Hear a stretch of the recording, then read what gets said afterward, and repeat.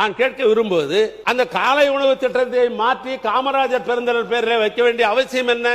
முதலமைச்சரிடத்தில் சொல்லி ஒரு புதிய திட்டத்தை உருவாக்கி காமராஜர் பெயரை வையுங்கள், நாங்கள் வரவேற்றே பேசுவோம்.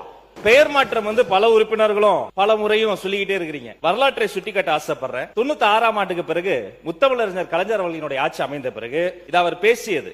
ஒரு பெயர் மாற்றத்தை அவர் செய்தார். இது அவருடைய வார்த்தைகள். திரைப்பட நகர் ஜே சினி சிட்டி ஒன்று ஆரம்பிக்கப்பட்டது பற்றி உங்களுக்கு எல்லாம் தெரியும். கலைஞர் சொல்றார், இதன் பெயரை நாங்கள் ஆட்சி பொறுப்புக்கு வந்த பிறகு பொருத்தமான பெயராக இருக்கும் என்று ஜே சினி சிட்டி எம்ஜிஆர் திரைப்பட நகராக நான் மாற்றுகிறேன். கலைஞரே அறிவித்திருக்கிறார். பெயர் மாற்றம் என்பது காலங்காலமாக நடப்பது.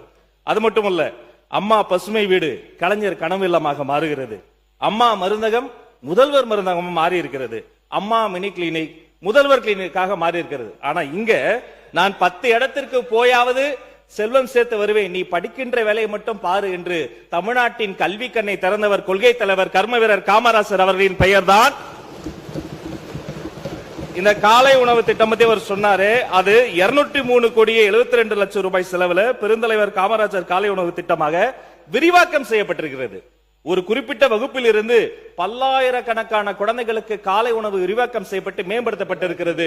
நான் சொல்வேன், இந்த திட்டத்திற்கு காமராசர் பெயரை விட பொருத்தமான பேர் உலகத்திலேயே கிடையாது என்பதை உறுப்பினருக்கு தெரியும்.